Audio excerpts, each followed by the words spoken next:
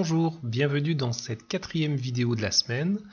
Aujourd'hui, on va utiliser Google Chrome encore une fois et surtout, on va utiliser les comptes Google.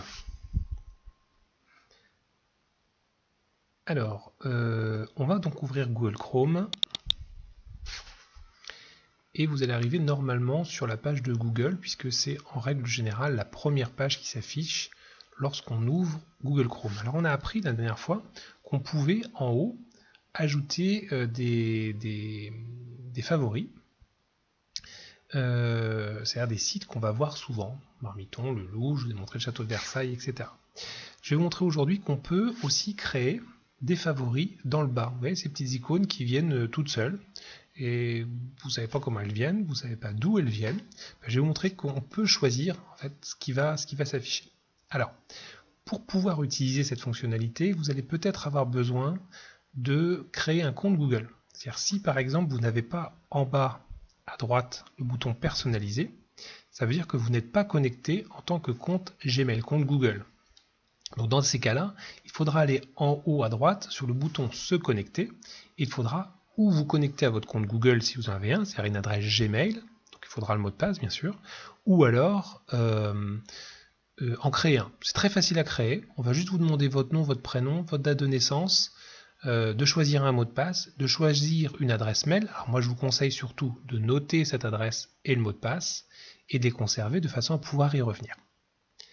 L'avantage d'avoir un compte Google, c'est que quel que soit l'ordinateur sur lequel vous allez vous trouver, vous allez retrouver vos favoris, vos boutons de direction, vos favoris aussi qui sont en bas, vos mots de passe, c'est possible, et puis en plus votre fond. Alors, quand on est sur Google, vous avez ce petit bouton en bas qui s'appelle personnaliser. Si vous cliquez dessus, vous allez avoir un écran qui va apparaître, qui va vous permettre d'abord, vous proposer de personnaliser l'arrière-plan. Alors il y a plusieurs arrière-plans de proposer, comme des paysages, la terre, la vie, des textures, des arts, la géométrie, paysages sous-marins. Par exemple, je vais utiliser ça, je clique dessus. Et ensuite, on va vous demander on va vous proposer plusieurs fonds marins possibles. Alors, je vais prendre par exemple, tiens, celui-ci, il a l'air joli. Il va venir se mettre au fond. J'ai possibilité d'actualiser quotidiennement ce fond, c'est-à-dire tous les jours, le fond va changer. Ou alors, choisir de ne mettre toujours que le même. J'ai possibilité aussi de choisir quel site ou quel favori, quel raccourci faut venir s'ajouter sous la barre de Google. Alors soit je prends les sites les plus consultés, c'est-à-dire ceux que je vais voir régulièrement, ou alors je choisis mes propres raccourcis, c'est-à-dire ceux où je vais le plus souvent. Un petit peu de la même teneur que ceux qui sont en haut. Donc je vais choisir plutôt ça. Puis enfin, on va pouvoir choisir les couleurs et le thème de notre page Google. Alors là, on est sur un thème simple. Je vais choisir quelque chose de totalement différent, tout bleu. Voilà, vous avez vu que le fond, le dessus, a changé de couleur. Du vert, un autre vert, du rose, du noir, etc., etc. On peut choisir donc de personnaliser entièrement sa page Google. Allez, je vais prendre ça. Donc je clique sur OK. Et j'ai donc modifié l'affichage de ma page Google. Donc cette image de fond, elle va toujours rester. Alors je vous vois me poser la question, est-ce que c'est possible d'importer sa propre photo? Ben, c'est possible. On peut importer une image qu'on va récupérer sur son ordinateur. Dans ces cas-là, on va sur importer depuis l'appareil et on va chercher une image qui nous plaît bien. Alors tiens, j'ai une nuit étoilée par exemple, ouvrir. Voilà, et c'est mon image qui vient se mettre en fond d'écran. Ça peut être une image de photo de famille, etc., etc. Allez, je reprends ma tortue qui me paraissait pas mal du tout. Alors, pour ce qui est des raccourcis qui sont dans le bas ici, vous avez possibilité, quand vous allez sur un raccourci, vous avez 3 petits points qui apparaissent. Ils permettent de modifier le raccourci. Donc, on clique dessus et on choisit de garder ce raccourci ou de le supprimer. Alors, par exemple, bien Marmiton, là j'en ai pas besoin puisque je l'ai déjà là-haut. Donc je vais cliquer et je vais le supprimer. Celui-ci, je clique, je le supprime. Celui-ci, je clique, je le supprime. Je vais garder YouTube. Celui-là, je je l'enlève.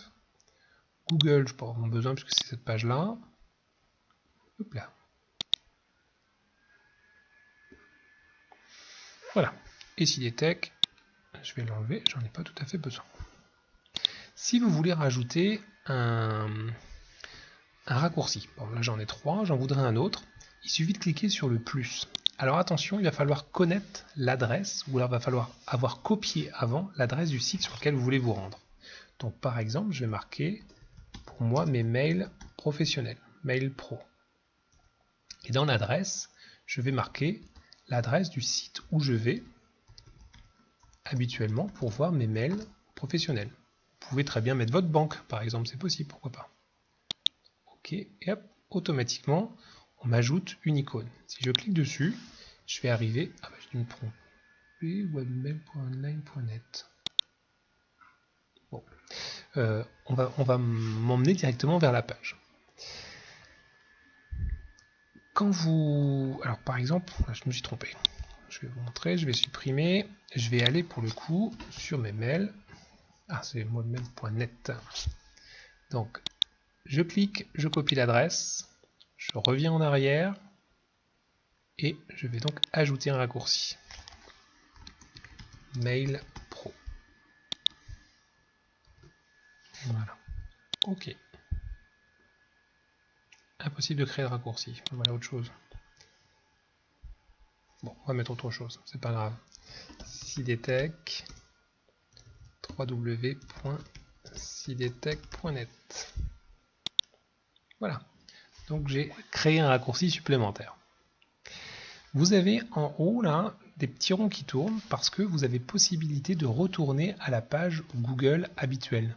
On va aller voir ce qu'on appelle le doodle. Le doodle, c'est cette image qui change régulièrement, qui change beaucoup en ce moment, puisque en ce moment on fait les remerciements pour toutes les professions qui restent ouvertes et qui restent actives pendant le confinement. Mais quand vous allez revenir sur Google classique, vous allez revenir normalement sur votre page. Alors, je vais fermer, je vais rouvrir.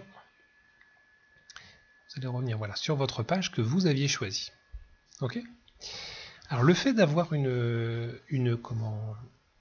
compte Google, ça vous permet d'accéder à des options supplémentaires. Et ça, on va le voir dès demain et on en profitera pour voir aussi la semaine prochaine. La semaine prochaine, on fera un petit voyage ensemble. Vous allez voir que le fait d'avoir un compte Google, ça vous permet d'avoir accès à des applications supplémentaires, à des choses qui peuvent vous rendre service aussi bien sur votre ordinateur que sur votre téléphone portable, les deux en même temps. Donc je vais vous laisser découvrir tout ça, je vais vous laisser vous amuser avec la personnalisation de la page Google, et je vous dis à demain.